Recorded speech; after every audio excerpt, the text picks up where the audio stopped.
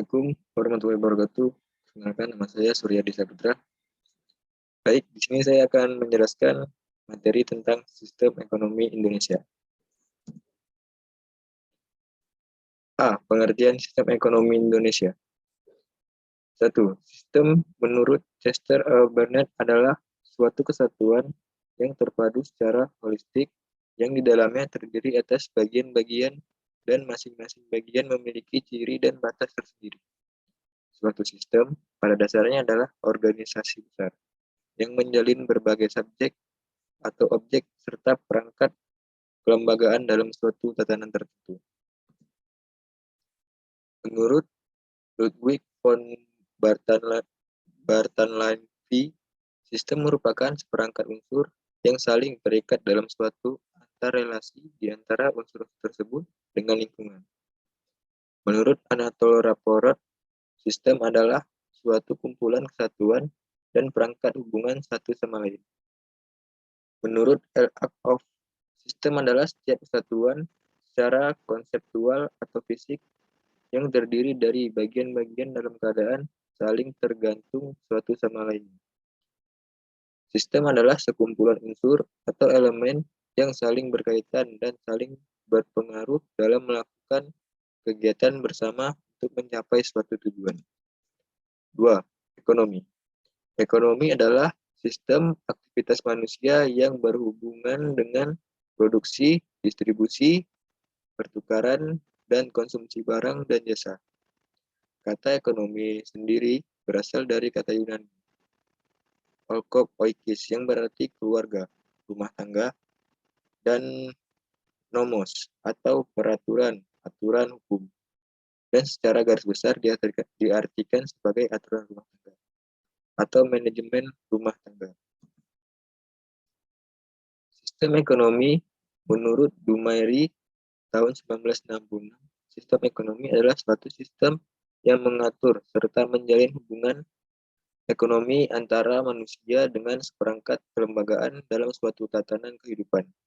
Selanjutnya, dikatakannya pula bahwa suatu sistem ekonomi tidaklah harus berdiri sendiri, tetapi berkaitan dengan falsafah, pandangan dan pola hidup masyarakat tempat yang berpijak.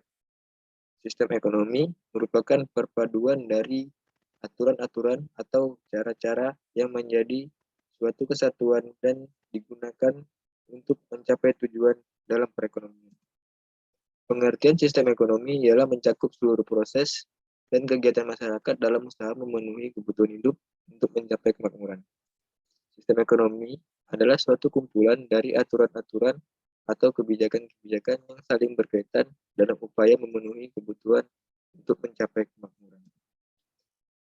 Sistem ekonomi yang dianut setiap bangsa bersifat khas. Untuk membedakannya bisa dilihat dari sudut pandang sistem pemilikan sumber daya atau faktor-faktor produksi. Yang kedua, kebebasan masyarakat untuk dapat berkompetisi antara satu dengan yang lain. 3. Peranan pemerintah dalam mengatur kehidupan ekonomi bangsanya. Aspek sistem ekonomi Indonesia. Dalam halnya berkaitan dengan ketahanan perekonomian bangsa, maka dapat dijabarkan pengertian tentang aspek ekonomi sebagai berikut. Aspek yang pertama, kehidupan nasional yang berkaitan dengan pemenuhan kebutuhan bagi masyarakat meliputi produksi, distribusi, dan konsumsi barang-barang jasa. Kedua, usaha-usaha untuk meningkatkan taraf hidup masyarakat secara individu maupun kelompok, serta cara-cara yang dilakukan dalam kehidupan masyarakat untuk memenuhi kebutuhan.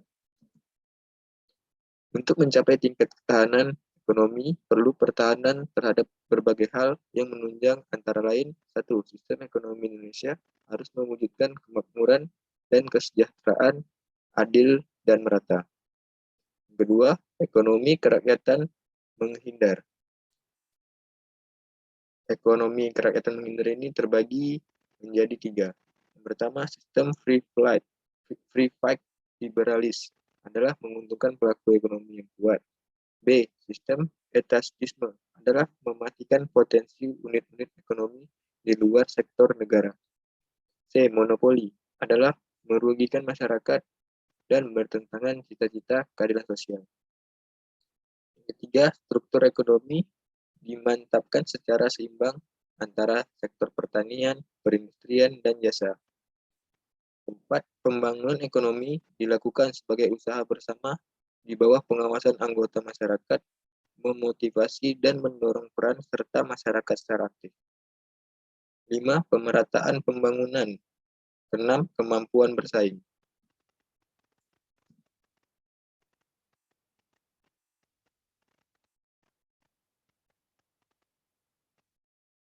Baik, selanjutnya saya akan melanjutkan tentang landasan sistem ekonomi Indonesia. Keterlibatan pemerintah dalam kehidupan ekonomi dapat dibedakan menjadi 3, yaitu 1. Membuat peraturan dengan tujuan pokok agar kegiatan ekonomi yang dilakukan berjalan secara wajar dan tidak merugikan masyarakat. Kedua, menjalankan berbagai kebijakan ekonomi, antara lain kebijaksanaan fiskal dan moneter. 3. Secara langsung menjalankan berbagai kegiatan ekonomi sehingga dapat memaksimumkan keuntungan sosial. Landasan sistem ekonomi Indonesia secara normatif, landasan ideal sistem ekonomi Indonesia adalah Pancasila dan UUD 1945. Dengan demikian, maka sistem ekonomi Indonesia adalah sistem ekonomi yang berorientasi kepada satu ketuhanan yang Maha Esa, atau berlakunya etik dan norma moral agama, bukan materialisme. Yang kedua, kemanusiaan yang adil dan beradab, tidak mengenal pemerasan atau eksploitasi. 3. Persatuan Indonesia, yang berarti berlakunya kebersamaan, asas kekeluargaan, sosionasionalisme, dan sosiodemokrasi dalam ekonomi. Keempat, kerakyatan, yang berarti mengutamakan kehidupan ekonomi, rakyat, dan hajat hidup orang banyak. Yang kelima, keadilan sosial, yang berarti persamaan, emansipasi, kemakmuran masyarakat yang utama, bukan kemakmuran orang seorang. Dari butir-butir di atas, keadilan menjadi sangat utama di dalam sistem ekonomi Indonesia. Keadilan merupakan tiga tolak, proses, dan tujuan sekaligus. Pasal 33 UUD 1945 adalah pasal utama bertumpunya sistem ekonomi Indonesia yang berdasar Pancasila, dengan kelengkapnya yaitu pasal-pasal 18, 23, 27 ayat 2, dan 34. Pembahasan pasal-pasal. Yang pertama, pembahasan pasal 18A. Hubungan keuangan ayat 2, hubungan keuangan pelayanan umum, pemanfaatan sumber daya alam, dan sumber daya lainnya antara pemerintah pusat dan pemerintah daerah diatur dan dilaksanakan secara adil dan selaras berdasarkan undang-undang. Yang kedua, pasal 23. Anggaran pendapatan dan belanja negara, berbagai wujud pengelolaan keuangan negara ditetapkan setiap tahun dengan undang-undang dan dilaksanakan secara terbuka dan bertanggung jawab untuk sebesar-besarnya kemakmuran rakyat.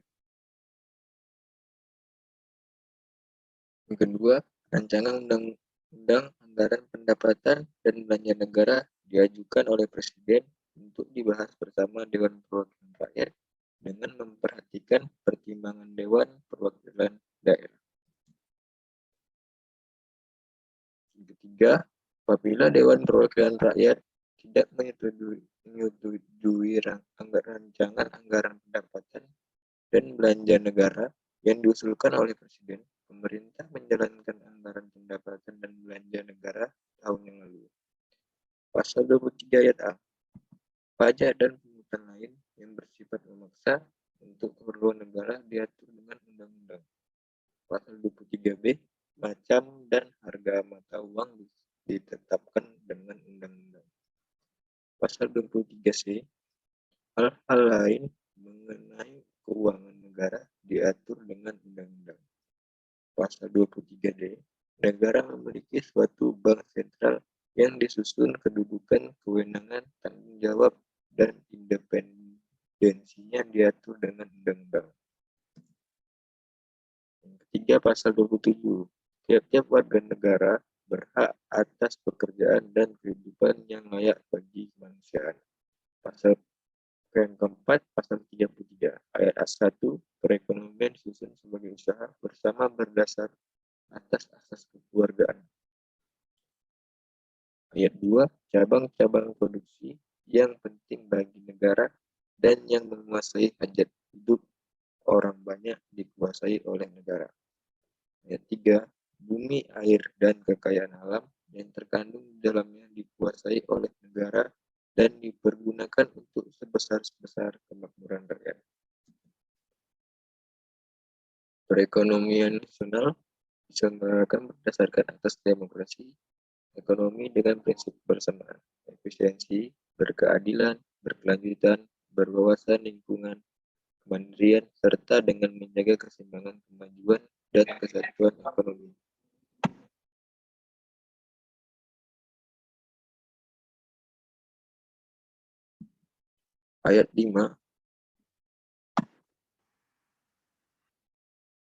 Ayat 5, ketentuan lebih lanjut mengenai pelaksanaan pasal ini diatur dalam Undang-Undang. 5. Pasal 34. Ayat pertama, fakir miskin dan anak-anak yang terlantar dipelihara oleh negara. Ayat kedua, negara mengembangkan sistem jaminan sosial bagi seluruh rakyat dan memberdayakan masyarakat yang lemah dan tidak mampu sesuai dengan martabat kemanusiaan. Baik, mungkin segitu saja yang bisa saya sampaikan. Terkurang saya mohon maaf. Assalamualaikum warahmatullahi wabarakatuh.